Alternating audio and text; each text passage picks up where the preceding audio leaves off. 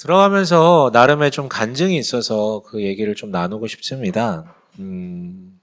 작년 9월 말에 시작됐던 것 같아요. 9월 중순, 이제 추석 때쯤에 우리 다음 세대를 잘 섬겨주시던 하 전도사님께서 이제 사임 의사를 밝혔던 게 기점이었던 것 같아요. 예상을 좀 못했었기 때문에 그 이야기에 제일 먼저 든 고민은 이제 그럼 그 다음에 이제 누가 이 사역을 해야 될까? 이 부분이었던 것 같아요. 그래서 이것을 위해서 우리 주일학교 선생님들하고 또 우리 사역자들하고 리더들하고 뭐 이것저것 이제 대화를 했는데 이 대화를 하다 보니 핵심이 당장 누가 이것을 맡느냐 이것도 중요하지만 도대체 우리는 무엇을 하고 싶은 것인가? 무엇을 해야 하는가? 하려고 하는가? 이 질문에 대한 답이 더 중요하다라는 것을 느꼈고, 그래서 이제 재정의가 필요하겠다라고 여겼거든요. 그래서 그 과정 가운데 이런 결론이 우선 나왔죠. 다음 세대 교육을 주일학교에 맡겨놓는 것이 아니라 교회가 그것을 책임지는 방식으로 가야 되겠다라는 어떤 결론이요. 교회 학교와 사역자의 이야기가 아니라 교회 전체가 같이 책임을 지는 것이죠. 그래서 아무튼 처음에는 누가 이 사역을 해야 되지라는 질문으로부터 시작했는데 그렇게 꼬리에 꼬리를 물고 나아가서 개척하고 처음으로 교회 방향성에 대해서 좀 리뉴얼을 해야겠다라는 생각에 좀 리뉴얼을 하는 과정을 거쳤어요. 그래서 다음 세대 교육을 교회 주요 목적 중 하나로 집어넣고 동시에 그 가운데 교육 철학도 정리하며 철학이 정리됐으니 이걸 어떻게 실제적으로 구현할까에 대해서 이제 고민해서 한두 명이라도 제대로 교육하는 게 맞겠다 그래서 부서도 분리하고 막 이렇게 이제 조금 고민을 했고 마지막으로 그럼 누가 사역할 것인가에 대한 것도 좀 응답이 있어가지고 다행히 이제 3월부터 그럼 새롭게 세워진 사역자 이렇게 시작하기로 결론이 났었죠. 이게 이제 작년 12월 말 정도에 이 정도가 이제 결정이 됐었거든요. 그런데 교육을 제대로 하려다 보니까 예전에도 뭐 의식을 했지만 이거는 해결하고 넘어가야 하는 문제겠다라고 생각했던 게 이제 공간 문제였어요. 왜냐하면 그 주일학교를 다음 세대 그 공간을 주일마다 이제 빌려서 사용을 해왔었었는데 뭐 사용할 수는 있지만 그게 교육에 적합하지는 않았었기 때문에 그래가지고 주변에 좀 기도 요청을 했죠. 그리고 기도 요청을 하고 또 열심히 찾았죠. 그래서 이런 생각까지도 했어요. 여러분들은 전혀 모르실 수 있는데 제 머릿속에서는 이미 굉장히 많은 성도 쌓다가 무너졌다 그랬는데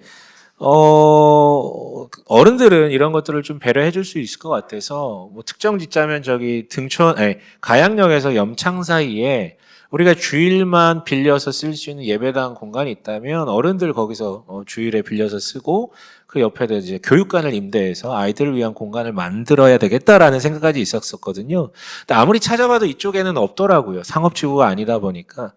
대안이 없나라고 고민하고 있었는데 12월 마지막 주에 우리 건물주에게 연락이 왔어요. 뭐냐면 이 위층 3층이 3월부터 빠지게 되는데 저희가 이제 3월부터 새롭게 시작하려고 준비를 했었잖아요.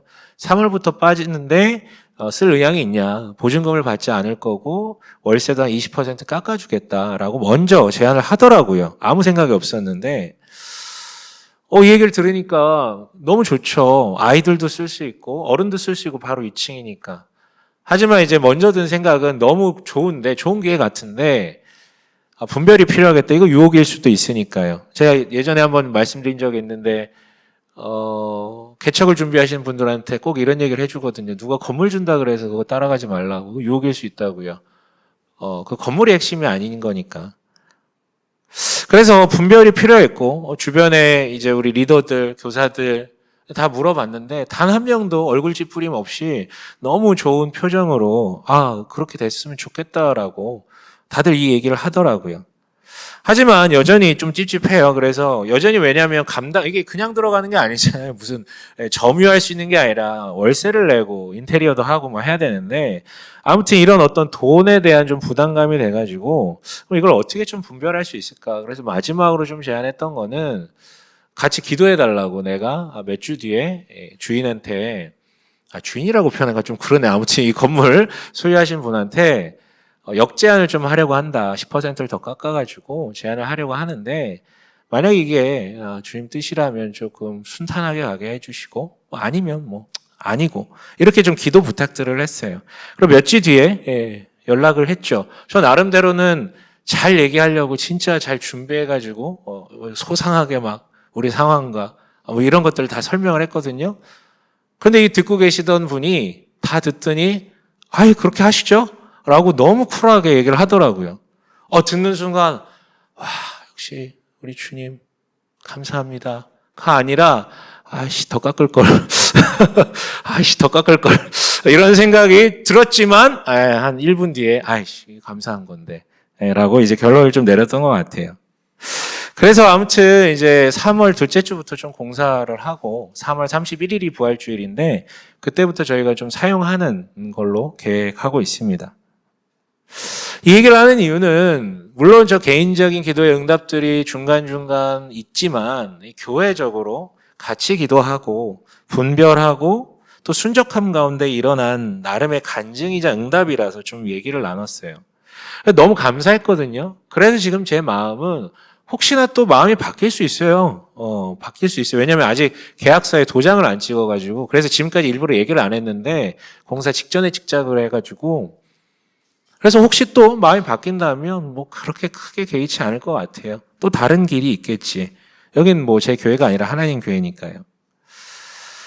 본문은요, 여러분 읽어보셨겠지만 일명 다니엘의 기도라고 불리는 구약에서도 대표적인 기도문 중에 하나거든요. 물론 다니엘이 이때만 기도한 게 아니라 늘 하듯이 이제 우리 6장 설교할 때도 나눴잖아요. 늘 하듯이 매일 3번의 기도를 했었거든요. 근데 이 기도만 특별하게 성경에 실렸다면 이유가 있을 거 아니에요. 그 이유를 좀 보고 싶은데 중요한 건 배경이 바로 그 단서가 될 것 같아요. 우리 1절 한번 읽어볼까요? 1절입니다. 자, 1절입니다. 네, 함께 읽어보겠습니다. 시작. 메대족 속 아수레 아들 다리우스가 바빌로니아 나라의 왕이 된 첫 해. 네네. 이게 언제 쓰여졌냐면 바로 다리우스가 바빌로니아의 왕이 되었다 그랬는데 엄밀히 말하면 페르시아가 바빌로니아 제국의 수도인 바빌로니아 성을 무너뜨려서 완전하게 점령했던 그 해를 말하는 거예요. 그런데 바로 이 역사적 배경이 이 기도가 독특한 이유이자 이 기도를 뒤에 보시면 나오겠지만 다니엘이 목숨 걸고 했거든요. 그 목숨 걸고 기도한 이유이기도 해요. 한마디로 뭐냐면 그의 심경이 지금 너무 복잡미묘해요. 너무 복잡미묘해요. 왜 그런지 아세요? 첫 번째로는 계시가 이루어져서. 이게 무슨 망발입니까? 계시가 하나님의 계시가 이루어졌으면 즐거워야 되는 것 아닙니까? 아니요. 잘 보세요. 뭐냐면 그는 7장에 기록됐는데요. 바빌로니아의 마지막 왕인 벨사살이 등극한 해에 환상을 봤어요. 그게 7장에 기록되어 있는데 그 환상은 4마리 짐승의 환상이라고 되어 있잖아요. 우리 이거 다 나눴어요. 그래서 그 4마리 짐승이 각각 바빌로니아, 페르시아, 그리스, 로마로 이루어지는 그 역사의 그 어떤 흥망성쇠 그것을 그리고 있다라는 부분을 얘기를 했거든요. 근데 그거는 이제 사후적 해석이고 본인은 이게 정확하게 뭔지는 몰랐어요. 왜냐하면 다 상징물이었기 때문에. 근데 그로부터 3년 뒤에 즉 벨사살 3년에 또 다른 환상을 보는데 그게 8장에 기록되어 있었었죠. 일명 수장과 수점소의 환상이에요. 이번에는 앞전 그 계시가 좀 더 구체화돼 가지고요. 특별히 수장은 가브리엘 천사가 와서 설명해 주거든요. 수장은 바로 페르시아, 바빌로니아를 무너뜨릴 페르시아고 그 다음에 나오는 수점소는 그 페르시아를 무너뜨릴 그리스다라는 부분에 대해서 얘기를 해줘요. 근데 이 8장 환상의 문제는 뭐였냐면 그 환상 말미에 어떤 내용이 담겨져 있었습니까? 그 그리스 제국이 훗날 4개의 나라로 분열되는데 그중 한 나라에서 태어난 왕이 어떤 짓을 합니까? 바로 하나님의 백성들, 즉 유대인들을 어마어마하게 핍박하고 고난을 안길 것이다라는 내용이 담겨져 있었거든요. 그러니까 다니엘은요, 여러분 이 7장과 8장의 환상을 통해서 이미 예정된 미래를 알고 있었어요. 즉 페르시아가 바빌로니아를 무너뜨리고 점령할 것이다. 그런데 자기가 그 환상으로 봤던 그 역사의 흐름 가운데 첫 단계가 지금 자기 생전에 자기 눈앞에서 이루어졌잖아요. 그 바빌로니아가 멸망하고 페르시아가 세워졌거든요.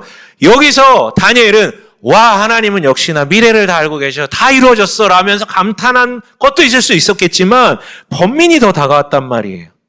번민이요. 왜? 그 고난이 그 끔찍한 고난이 그러면 그 다음 단계들도 이루어지겠구나. 이루어지다 보면 그 끔찍한 고난도 결국은 발생하겠구나. 두 번째는 계시에 대한 의문 때문에 복잡 미묘했는데요. 2절 한번 읽어볼까요? 2절이요. 함께 읽습니다. 시작. 네. 곧 그가 통치한 첫 해에 나 다니엘은 거룩한 책들을 공부하면서 주님께서 예레미야 예언자에게 하신 말씀 곧 예루살렘이 70년 동안 황폐한 상태로 있을 것을 생각하여 보았다. 네, 2절이라고 불렀다, 시절이라고 불렀다 그랬어요. 예. 아무튼 여러분 지금 다니엘이 말하는 주님께서 예레미야 예언자에게 하신 말씀이란 게 뭘까요? 이건 여러분 예레미야에서 두 군데에 나온 예언들의 지금 합성인데요. 우선 예레미야 25장에는 이런 예언이 등장합니다. 배경은 이래요. 훗날 유다를 무너뜨릴 느부갓네살 왕, 그 왕이 바빌로니아의 왕좌에 오른 그 해에 하나님께서 유다에 있는 예레미야에게 예언을 주세요. 뭐냐면 이번에 등극한 그 느부갓네살이 훗날에 이 유다를 멸망시킬 거라고. 왜냐하면 하나님을 너무도 계속해서 배신하고 돌아오지 않기 때문에. 다만 그렇게 바빌로니아에 무너진 뒤에 70년 동안 그들에게 포로 생활을 할 건데, 그런데 그 시간이 끝난 후에 바빌로니아가 무너지게 될 것이다. 바빌로니아도 무너지게 될 것이다. 이 내용인데 11절, 12절 한번 읽어볼게요. 25장의 11절, 12절인데 함께 읽어볼게요. 시작. 이 땅은 깡그리 끔찍한 폐허가 되고 이 땅에 살던 민족은 70년 동안 바빌로니아 왕을 섬길 것이다. 이렇게 70년이란 기한이 다 차면 내가 바빌로니아 왕과 그 민족과 바빌로니아 땅의 죄를 벌하며 그곳을 영원한 황무지로 만들어버리겠다. 네, 주의 말이다. 네, 이게 하나의 예언이었고, 이거는 지금 유다가 멸망하기 전의 예언이었잖아요. 근데 하나의 예언이 더 있어요. 뭐냐면 멸망한 후에 실제로 유다 백성들이 바빌로니아에 끌려갔었잖아요. 근데 그때 그 땅에서 무슨 일이 있었냐면 그 땅에서 발생한 거짓 선지자들과 예언자들과 점성술사들이 유다 백성들한테 뭐라고 얘기했냐면, 야, 우리 곧 하나님께서 다시 유다로 보내주실 거야. 희망을 잃지 마. 하나님 우리 사랑하셔. 돌려보내실 거야. 그러니까 갈 준비하고 있어. 그렇게 떠벌리고 다니는 사람들이 많아지기 시작했는데 예레미야가 그들에게 다시 편지를 써서 예언을 발송하고 있는 거예요. 뭔 소리예요? 무슨 내용이었어요? 그 내용은 바로 헛소리 하지 말아라. 하나님은 분명히 70년이라고 약속하셨고 70년이 지나야 너희가 이것이 끝날 것이고 70년이 지난 다음에 하나님께서 너희를 돌려보실 것이라고요. 그래서 29장 10절에는 이런 예언이 등장합니다. 함께 읽습니다. 시작. 나 주가 분명히 말한다. 너희가 바빌로니아에서 70년을 다 채우고 나면 내가 너희를 돌아보아 너희를 이곳으로 다시 데리고 오기로 한 나의 은혜로운 약속을 너희에게 그대로 이루어 주겠다. 네. 그러니까 70년 후에 비로소 돌려보내 주시겠다고요. 이게 각각 유다 멸망 전과 후에 예레미야를 통해서 주신 예언이고, 다니엘은 이 두 예언을 분명히 알고 있었어요. 왜냐하면 자기보다 조금 이전 세대이긴 하지만 비슷한 시기에 있었었거든요. 그러니까 다 알고 있는 내용이에요. 그런데 바로 이 70년이라는 숫자가 문제예요. 왜냐하면 분명히 70년 뒤에 바빌로니아가 멸망하고 그 다음에 너희가 복귀할 거라고 얘기했는데, 중요한 건 유다가 망하고 지금 다니엘이 기도를 하고 있는 이 시점은 50년밖에 지나지 않았거든요. 근데 그 70년은 뭡니까 그러면? 그러니까 이 70년과 실제 바빌로니아가 멸망한 이 50년 사이의 이 간극, 이 두 숫자에 대한 조화가 의문이었어요. 근데 여러분 지금까지 한 내용은 다 까먹으셔도 되고요. 그가 진짜 복잡 미묘했던 이유는 따로 있어요. 뭐냐면 계시가 충돌하는 것 같았거든요. 방금 언급한 예레미야의 예언은 70년이라는 숫자 잊어버리셔도 되는데 중요한 건 반드시 돌아간다는 거잖아요. 근데 본인이 하나님께 받은 두 개의 연달은 환상의 내용에는 돌아간다는 게 없고 뭔 얘기냐면 유배지적 현실이 지속된다는, 더 심해진다는 거예요, 뒤에. 그러니까 이게 뭐가 예레미야 예언과 자기가 받은 계시가 충돌하는 것 같잖아요. 물론 이거는 이때를 기점으로 10년 전에 받은 환상이기 때문에 10년간 이 모순점을 계속 안고 있었어요. 여러분, 제가 다니엘서를 언급하면서 계속해서 주장했던 다니엘의 가장 큰 장점은 무엇이었습니까? 계시의 해석자? 아니, 그런 게 아니라 이해되지 않는 상황, 이해되지 않는 계시에도 불구하고 하나님께서 뭔가 의도가 있으시겠지 하고 우선은 간직했던 것. 우선은 간직하고 수용하려고 했던 그 자세가 가장 중요했다라고요.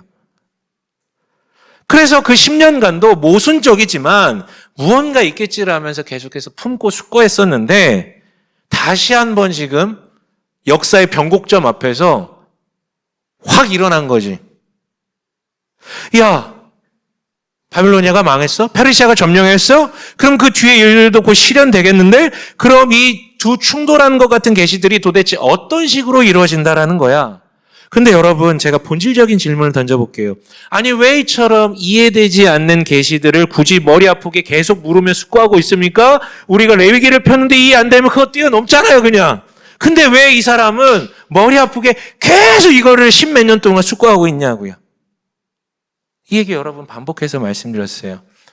이 이해되지 않는 계시를 논리적이고 정합적으로 이해를 해야, 해석을 해야 다름 아니라 이것을 나의 사랑하는 민족들에게 전달할 수 있고 그들이 이 계시를 통해서 위안받고 기대하고 아니면 기다릴 수 있기 때문에 안위랑 직결되니까요.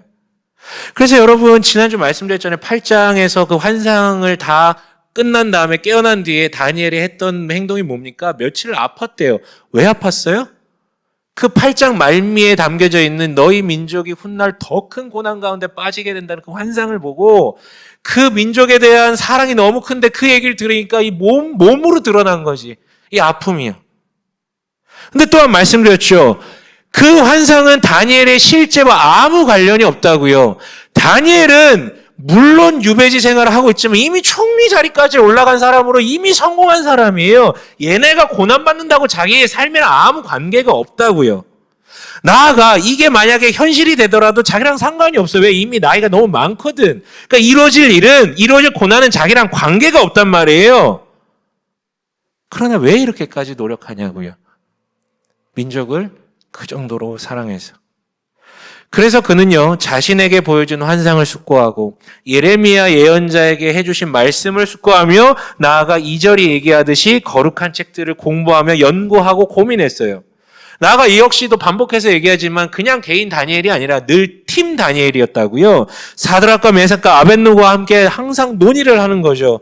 무엇이 하나님의 뜻이고 이 계시는 어떻게 우리 민족에게 현실화될 것인가? 계속해서 묻는 거예요. 계속해서. 그런데 그들의 그의 열심은 이 이성을 활용하는 데만 그치지 않았고요. 3절에 뭐라고 되어 있습니까? 3절 한번 읽어보겠습니다. 시작. 응답을 들으려고 나는 금식을 하면서 베옷을 걸치고 죄를 깔고 앉아서 하나님께 기도를 드리면서 간구하였다. 네, 금식, 배옷, 죄. 이거 한마디로 다 죽음을 상징하는 것들이거든요. 그러니까 뭡니까? 이 역사적 변곡점 앞에서 반드시 내가 하나님의 뜻을 이 계시를 해석해야만 하는, 깨달아야만 한다는 의지가 얼마나 결연한지 지금 이런 표현들로 지금 등장하는 것이죠. 다시 얘기하자면 왜 이런 짓들을 합니까? 다? 왜 목숨 걸고 기도하고 왜 이렇게 목숨 걸고 숙고합니까? 사랑해서.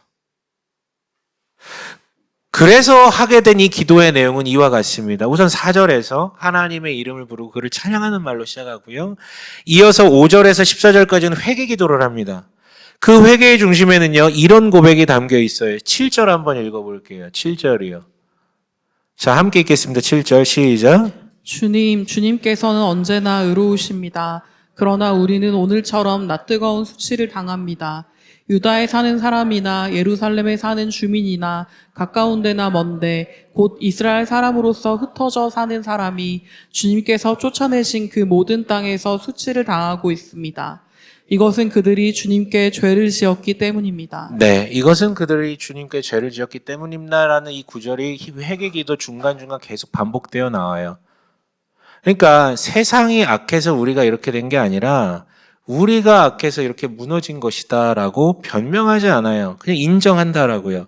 그리고 15절부터 19절에는 간구로 이어지는데 그의 간구는 그냥 하나였어요. 로또 대박 이런 게 아니라 예루살렘과 이스라엘 회복이요. 자, 이게 지금 이 다니엘이 한 기도의 모든 내용인데요. 이렇게 기도하고 있는데 어떤 일이 발생했다라고 얘기합니까? 20절 한번 읽어볼게요. 20절입니다. 시작. 내가 아직 아뢰어 기도하면서 나의 죄와 이 백성 이스라엘의 죄를 자백하고 나의 하나님의 거룩한 산 성전을 다시 회복시켜 주시기를 주 나의 하나님께 간구할 때에. 네. 강구할 때에. 네, 강구할 때. 네, 그러니까 10여 년 전에 숫양과 수념서의 환상 때 그 의미를 해설해 주었던 가브리엘이 다시 찾아와서 지금 다니엘에게 의문과 우려와 고통을 안겼던 결정적인 그 부분 있잖아요. 8장 말미에 담겼던 어마어마한 고난이 올 거다라는 그 부분, 그 환상에 대해서 다시 재차 해설을 해주는데요.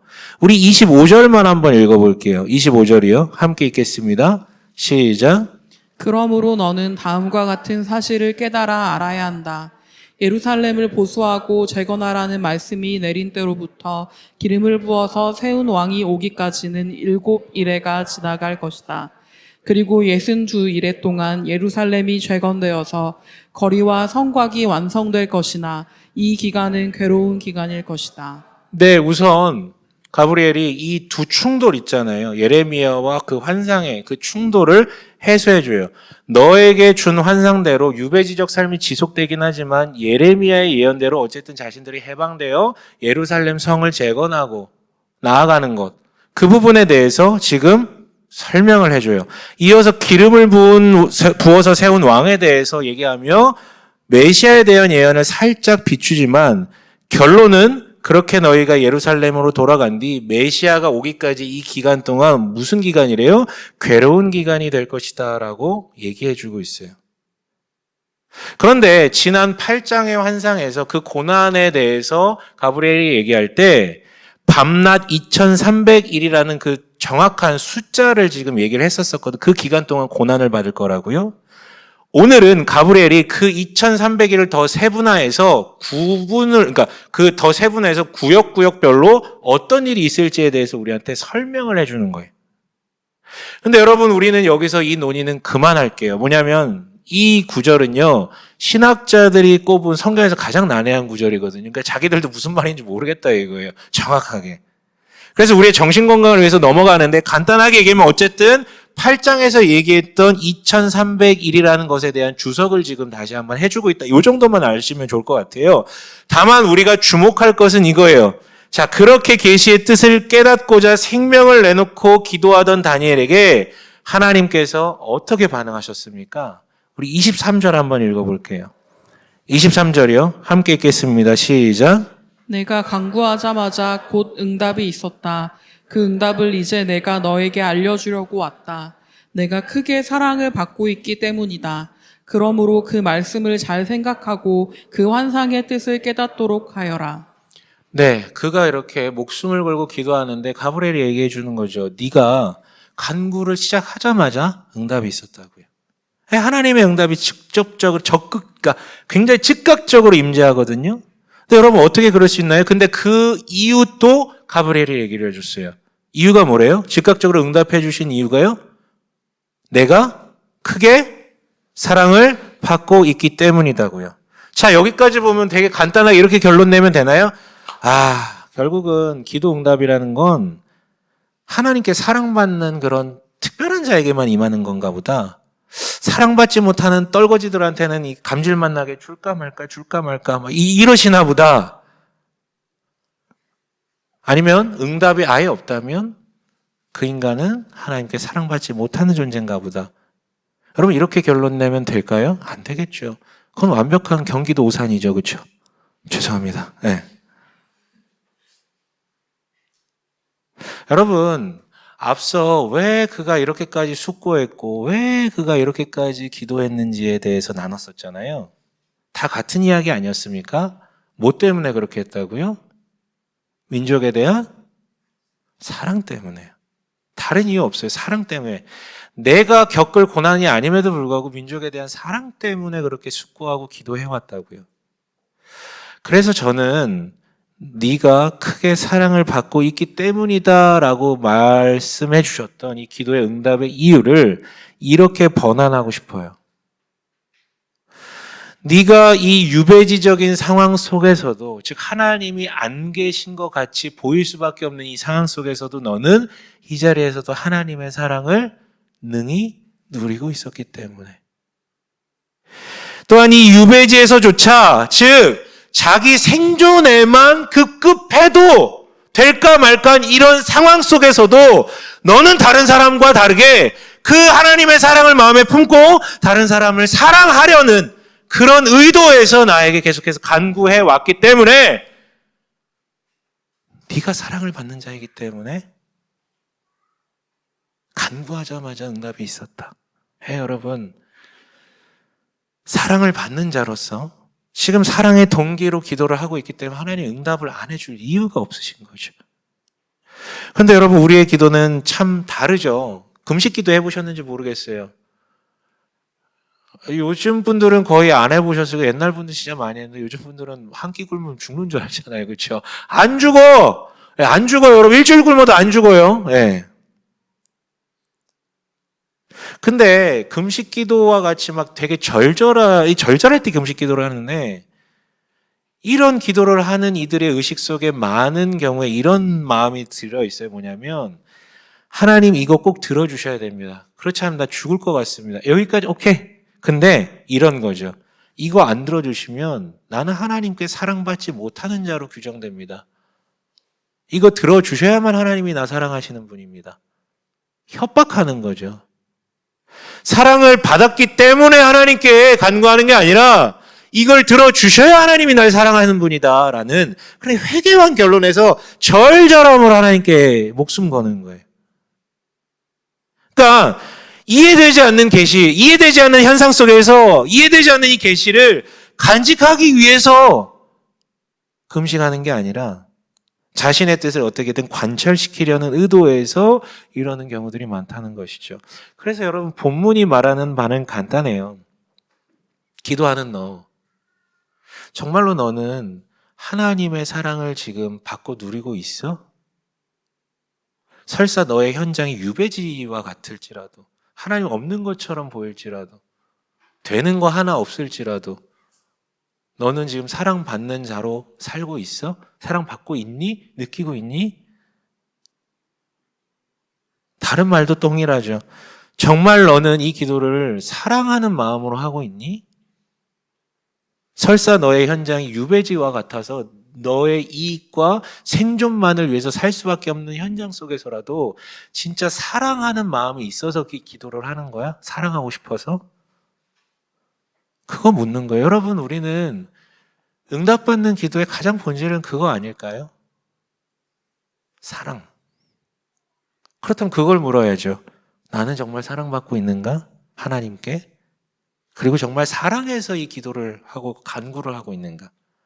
물론 여러분, 중심이 중요하지만 이 우리의 기도가 사랑의 기도가 되기 위해서는 노력도 필요해요. 우선 첫째로 그의 기도가 모두 다 말씀과 연계되어 있다는 것을 우리가 잊어서는 안 돼요. 앞서 회개 기도를 했다 그랬잖아요. 근데 우리는 그냥 감흥 없이 읽었을지 모르겠지만 그가 언급한 이 회개 기도 문구들은 철저히 신명기나 뭐 이런 데 기록된 모세를 통해서 주신 율법과 언약의 근거에서 기도하는 거였어요. 이러하면 하나님께서 벌하시겠다고 했는데 우리가 이러했습니다. 그래서 우리가 하나님께 그들이 죄를 지어가지고 우리가 이렇게 된 것입니다 라고 회개 기도를 하는 거예요.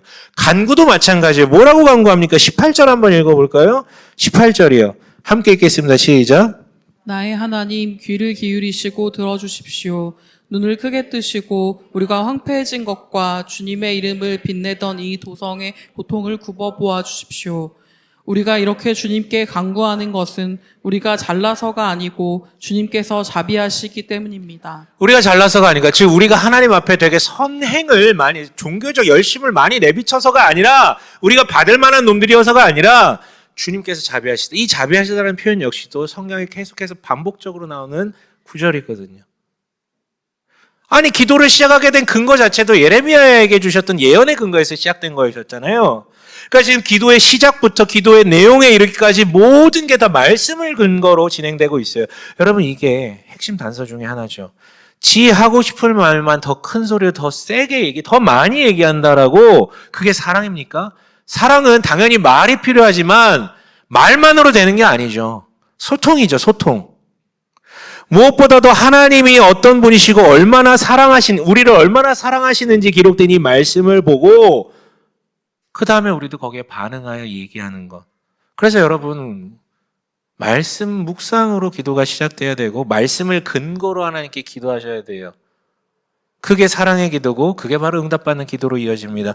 두 번째는 이거 되게 중요한데요. 기도의 심도를 좀 좁혀나가셔야 돼요. 무슨 얘기냐면 우리 다 카메라를 요즘 들고 다니지는 않지만 핸드폰 다 있으시잖아요. 핸드폰 보면 조리개 조절 값이 있어요. F라고 되어 있는 거. 그래서 여러분 이 숫자가 커지면 어떻게 됩니까? 만약에 여기 지금 사람들이 있으면 여기 있는 사람들이 다 초점이 맞춰지는 거예요. 여기 다. 근데 이거를 조리개 값을 줄이면 심도를 좁히면 어떻게 돼요? 점점 좁혀가지고 내가 대상하는 딱 한 사람, 그 사람 외에는 다 블러 처리가 되잖아요. 그렇죠? 그 사람만 딱 돋보이게. 여러분 이거예요. 기도가 처음에는 전체를 시작해서 큰 메가 이야기에서 시작해서 점점 좁혀서 나에게 이르고 나에서 마치는 것이죠. 여러분 다니엘의 기도를 보세요. 그 기도의 시작은 하나님을 부르고 그를 찬양하는 말로 시작해서 계속해서 이어지는 표현은 주어가 우리예요. 우리 막 하면서 계속해서 얘기하다가 맨 마지막에 기도 마칠 때 18절 19절에 이르러서의 비로소 나의 하나님이라는 고백으로 끝내버리거든요. 그러니까 점점 좁혀가는 거예요. 이 범위를, 바운더리를. 여러분 예수께서 가르쳐 주신 주기도문도 동일하죠. 예수께서 우선은 기도를 가르쳐 주시기 전에 이렇게 기도하지 말라라고 먼저 경고하시고 시작을 하시는데 마태복음 6장 7, 8절에 이렇게 되어 있어요. 자, 함께 읽어봅니다. 시작.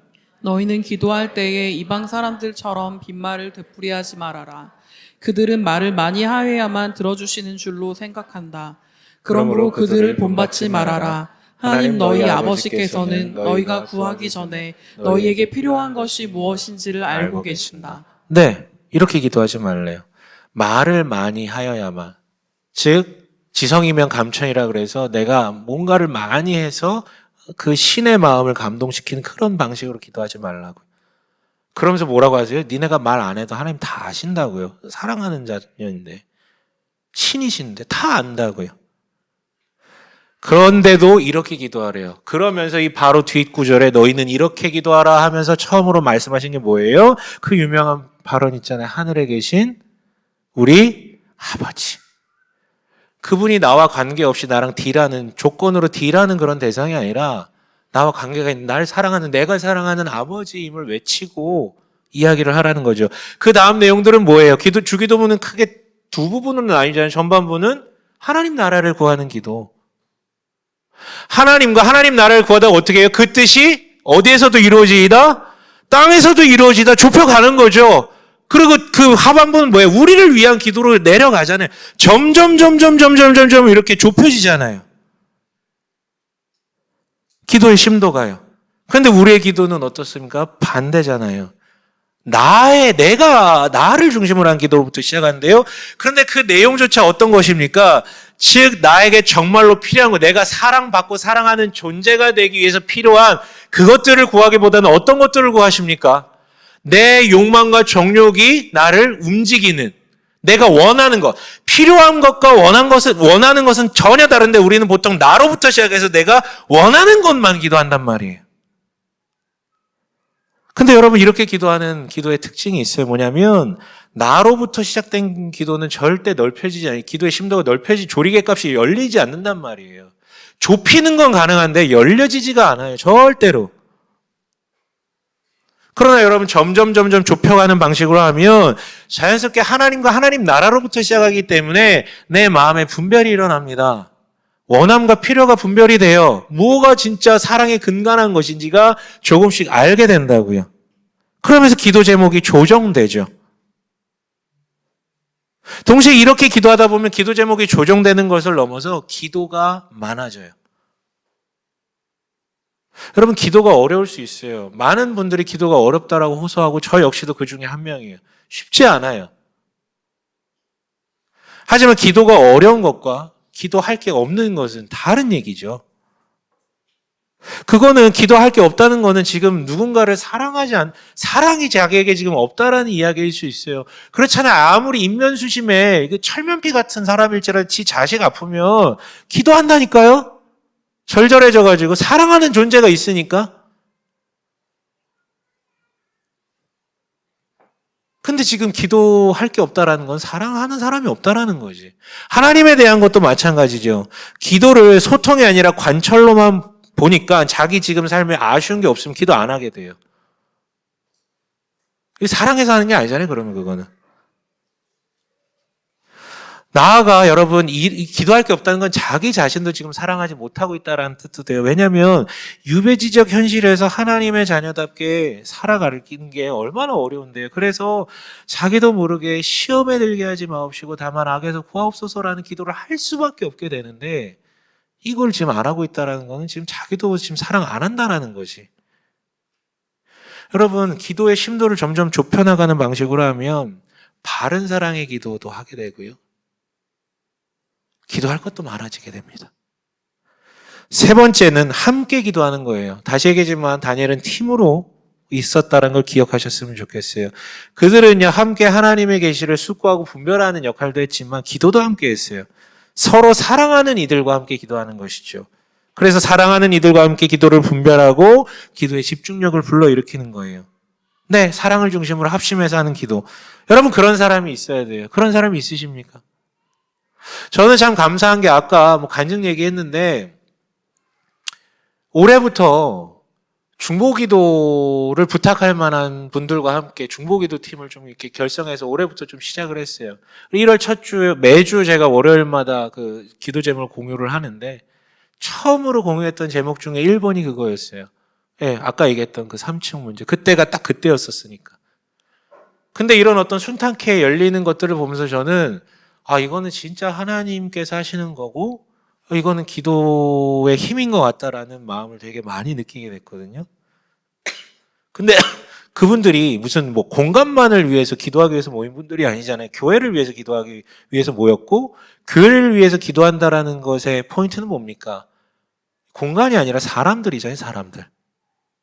그래서 제가 그분들께 기도 요청할 때 이것도 말씀드려요. 우리 중에 조금 문제가 있고 기도가 필요한 분들의 이야기가 있다면 제가 갈무리 해놨다가 보내드리거든요. 다만 조용히 기도해달라고. 누구에게도 알리지 말고 조용히 기도해달라고. 그런데 여러분 제가 알고 있는 문제들도 있지만 종종 가만 보면 제가 전혀 모르는 문제들도 많더라고요. 그럼 여러분 기도가 필요할 때 요청을 주세요. 개인적으로 연락 주셔도 되고 카톡 메시지로 보내주셔도 돼요. 함께 기도할 수 있는 함께 기도함으로 이루어지는 그 기도의 능력을 좀 맛보셨으면 좋겠고요. 마지막으로 본문에 등장하진 않지만 사랑의 기도를 위해 이것을 언급하고 싶은데요. 뭐냐면 일상의 기도라고 말씀드릴 수 있어요. 지난주 마지막 8장 27절 한 번만 읽어볼까요? 8장 27절인데요. 함께 읽어보겠습니다. 시작. 그때 나 다니엘은 몹시 지쳐서 여러 날 동안을 앓았다. 얼마 뒤에 일어나서 왕이 맡긴 일을 계속하였으나 내가 본 그 환상 때문에 나는 몹시 놀랐고 그 뜻을 이해하지 못하였다. 네. 자, 여러분에게 물어볼게요. 여러분이 그 8장의 환상과 같은 그 세계 종말을 그리는 그 구체적인 나라 명까지도 나온 이런 예언과 환상을 보게 되었다면 그럼 어떻게 반응하셨을 것 같아요? 그럼 어떻게 하셨을 것 같아요? 물론 그럴 일이 거의 없겠지만 여러분들이 이렇게 졸다가 보는 거 그건 개꿈이고 그럴 일은 없겠지만 그래도 혹시 이런 걸 보게 된다면 어떻게 하실 것 같으세요? 아마 세상의 마지막 날이라는 타이틀로 책을 써서 이렇게 어마어마한 일확천금을 거두는 도구로 사용하지 않았을까요? 인스타에 막 올려가지고 인플루언서가 되고. 그러나 여러분 그렇지 않았다고요. 그는 그 어마어마한 환상을 보고 아팠다고요. 민족의 고통이 상상이 돼서 신체로 드러나는 것이죠. 이어서 어떻게 했대요, 여러분? 지나가듯이 말하는데 어떻게 했대요? 왕이 맡긴 일을 계속하였으나라고 되어 있어요. 그는 이 어마어마한 환상을 봤지만 뻐기지 않았어요. 반대로 이 어마어마한 환상의 내용이 엄청난 고난이라는 이야기를 담고 있는데 이것 때문에 아프긴 했지만 굴 속으로 숨지 않았다고요. 낙담해서. 그냥 내일 세상에 종말이 와도 나는 사과나무를 심는다. 왜? 살아가야 하는 목적이 있으니까. 사랑하고자 하는 의지가 있으니까. 내일 끝나더라도 나는 오늘 이 사람들을 사랑할 거기 때문에 나는 나 하던 일을 계속 하겠다 이거죠. 여러분, 이게 사랑의 기도를 하는 이들의 특징이에요. 여러분, 사랑의 기도를 하는 이들은 그 어떤 종교성에 도취되어 가지고 막 기도원으로만 들어가거나 그러지 않습니다. 자기 일상을 도피하지 않아요. 철저히 현실주의자가 돼요. 왜요? 자신의 현실 가운데 마주한 그 사람들을 그냥 손 놓아버릴 수 없기 때문에. 아니, 내 눈앞에 있는 사람들을 사랑하기 위해서 지금까지 일해왔고 사랑하기 위해서 지금까지 일상을 보냈으니까. 그러니까 여러분, 사랑의 기도를 하는 만큼 실제 일상에서도 그렇게 살아가게 됩니다. 그리고 실제 그렇게 살아내며 사랑하려다 보면 자연스럽게 더 사랑의 기도를 하게 되고요. 여러분, 이거 쉽다고 한 적 없어요. 하지만 여러분, 그 직장 생활하면서 그 사람들을 사랑한다는 게 쉽습니까? 더럽게 어렵죠. 교회에서 함께 사역하는 사역자들도 그런데 쉽지 않아요. 그러나 만약에 내 기도 안에 내 일터와 일상에 대한 것들이 없다면 그건 사랑하지 않겠다라는 선언과 마찬가지거든요. 그럼 거긴 기도도 없고 일상의 기도라는 건 더 이상 없겠죠. 기도 자체도 안 하겠지만 일상을 사랑으로 살아가는 그 사랑의 기도도 없을 거예요. 여러분, 말씀 마실게요. 바빌로니아에서 페르시아로 바뀌었어요. 하지만 다니엘이라는 사람의 신분은 바뀐 게 아니에요. 물론 직위는 바뀌었지만 여전히 그는 포로민 출신이에요. 그건 바꿀 수가 없어요. 여전히 지금 유대 땅으로 가지도 못했고 유배지를 살아가고 있다고요. 여러분, 그때 어떻게 할 것입니까?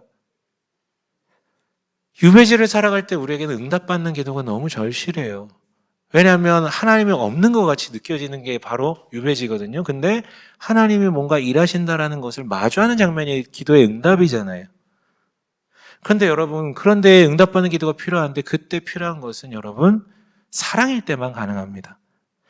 하나님은 준비하고 계세요.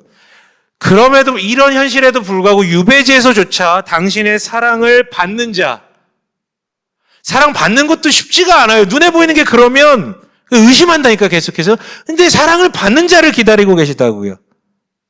그래서 이 유배지에서조차 사랑의 기도를 하려고 하는 이들에게 응답할 준비를 하고 계세요. 여러분, 그런 응답받는 기도를 하십시오. 그래서 당신의 일터와 가정과 나라와 하나님 나라를 살리는 그런 제사장 되길 바라고요.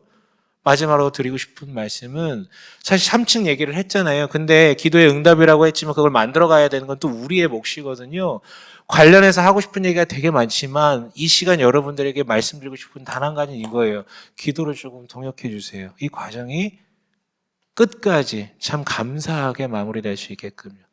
요청하고 싶은 거 많은데 딱 그거 하나만 우선 요청드릴게요. 기도로 동역해 주십시오. 준비해 주십시오. 여러분, 부디 그런 사랑의 기도로 하나님의 응답을 마주하고 그로 인해서 유배지에서조차 감사함을 고백하며 나아가는 우리 되시길 주님의 이름으로 간절히 축원합니다. 아멘.